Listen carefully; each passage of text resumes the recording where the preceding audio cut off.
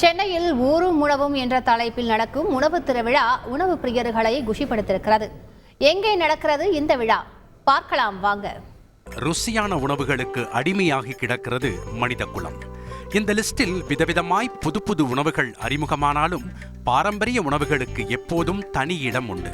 அதனை மெய்ப்பிக்கும் வகையில் சென்னை செம்மொழி பூங்காவில் உணவு திருவிழா நடைபெற்று வருகிறது. அகதிகள் தினத்தை முன்னிட்டு நடத்தப்படும் இந்த உணவு திருவிழாவில் அப்படி என்ன சிறப்பு என பார்த்தால், இங்கு புலம்பெயர்ந்தவர்கள் பலர் தங்களின் பாரம்பரிய உணவு வகைகளை விருந்தாய் படைத்துள்ளனர். தமிழ்நாட்டில் புலம்பெயர்ந்தவர்களுக்கான முகாம்கள் 102 உள்ளன. இதில் வசிப்பவர்களுக்கு முகாம்களை கடந்து வாழ்க்கை உள்ளது என்ற நம்பிக்கையை ஏற்படுத்தும் வகையில் இதுபோன்ற பல்வேறு நிகழ்வுகள் ஏற்பாடு செய்யப்படுகின்றன. குறிப்பாக தமிழ்நாட்டில் வாழும் இலங்கை தமிழர்கள் மற்றும் மியான்மர் நாட்டில் புலம்பெயர்ந்தவர்கள் பங்கேற்று தங்களின் பாரம்பரிய உணவு வகைகளை தயார் செய்துள்ளனர். இந்த உணவு திருவிழாவில் 13க்கும் மேற்பட்ட உணவு அரங்குகள் அமைக்கப்பட்டு ஏராளமான உணவு வகைகள் இடம்பெற்றுள்ளன. ரொட்டி செய்திருக்கோம், அதுக்கு பருப்பு வெள்ளைக்கறி சைனீஸ், அதுக்கப்புறம் பச்சை மிளகாய் சம்பல், அதுக்கப்புறம் சுசியம் செய்திருக்கோம். நான்வெஜ் பிரியர்களுக்கு சிக்கன் கிரேவி செஞ்சுருக்கோம்.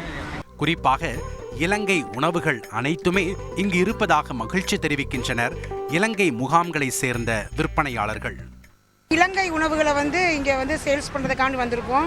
இந்த உணவு திருவிழா மகிழ்ச்சி அளிக்கும். என்கிட்ட இலங்கையில் மட்டும்தான் தெரியும் இந்த உணவுகள்லாம், இந்த உணவுகள்லாம் தயாரிக்கணும். ஆனால் இந்தியாவிலேயும் தமிழ்நாட்டிலையும் எங்களோட உணவுகளை தெரியப்படுத்துறது மகிழ்ச்சி அடைகிறோம் நாங்கள். இதில் சுவை மட்டுமல்லாது சத்துக்கள் நிறைந்த உணவு வகைகளும் அடங்கும். இது பார்த்தீங்கன்னா இதுக்கு பேர் ஓட்டுமா. இது நாட்டுக்கோழி முட்டை, அப்புறம் தேங்காய் பால், பச்சரிசி, சிகப்பு பச்சரிசியில் போட்டு செஞ்சது எல்லாமே ஃபுல்லாக வறுத்து செஞ்சுருக்கோம். ஆயிலெல்லாம் எதுவுமே கிடையாது. வேலைக்கு அவசரமாக போகிறவங்க இதை பயன்படுத்தி சாப்பிட்டு போகலாம். குட்டீஸ்க்கு கூட இதை கொடுக்கலாம். இவற்றையெல்லாம் சுவைத்த பார்வையாளர்கள் இலங்கைக்குள்ளேயே வந்தது போல் உள்ளதாக தெரிவிக்கின்றனர். இங்கே பார்த்தா நான் யூஸ்வலாக ஜஸ்ட் சிம்பிளாக இந்த தொதல் அந்த மாதிரிலாம் எதிர்பார்த்தேன். பட் மற்றதெல்லாம் ரொம்ப வித்தியாசமான ஐட்டம்ஸ், நிறைய இது பேரே வாயில் நுழையில.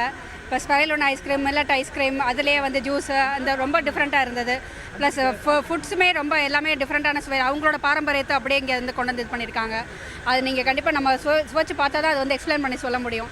ஏன்னா நம்மளோட சுவை வேறு, அவங்களோடது ரொம்ப டிஃப்ரெண்ட்டாக இருக்குது. ஸ்ரீலங்கா இதுக்குள்ளே வந்த மாதிரி இருக்குது. அத்துடன் இங்கு பிரபலமான உணவுகளை கண்டு பூரித்து போன உணவு பிரியர்கள் என்னெல்லாம் இங்கு ஸ்பெஷல் என பட்டியலையே தயாரித்து விட்டனர்.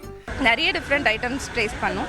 லைக் மாசி சாம்பல் அதெல்லாம் இங்கே இருக்காது, மாசி ஃபிஷ்லாம். ஸோ அது சாப்பிட்டோம். இங்கே ரொம்ப ஃபேமஸ் காம்பினேஷன் அந்த புட்டு வித் ஃபிஷ் கறி, புட்டு வித் சாம்பல், அதெல்லாம் ரொம்ப ஃபேமஸ். அண்ட் மாயம்மாரில் பார்த்தீங்கன்னா சன்னா நூடுல்ஸ் இருக்குது, சன்னா சூப், அது ட்ரை பண்ணலாம். அண்ட் நம்ம தமிழ் ஃபுட் ஓரளவு இல்லை எப்படி சொல்ல, ஓரளவுக்கு ஒரே மாதிரி கனெக்டடாக இருந்தாலும் ஒரு பாயிண்ட்டுக்கு மேலே ஸ்பைசஸ் எல்லாம் வேரி ஆகிறதுனால டேஸ்ட் எல்லாம் ரொம்ப டிஃப்ரெண்ட்டாக தான் இருக்குது.